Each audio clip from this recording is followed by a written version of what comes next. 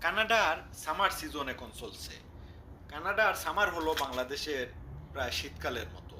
আর বাংলাদেশে শীতকাল ছাড়া কসমস ফুল ফুটে না। এই কসমস ফুল বাংলাদেশের আবহাওয়া পেয়ে কানাডাতে ফুটেছে দেখুন।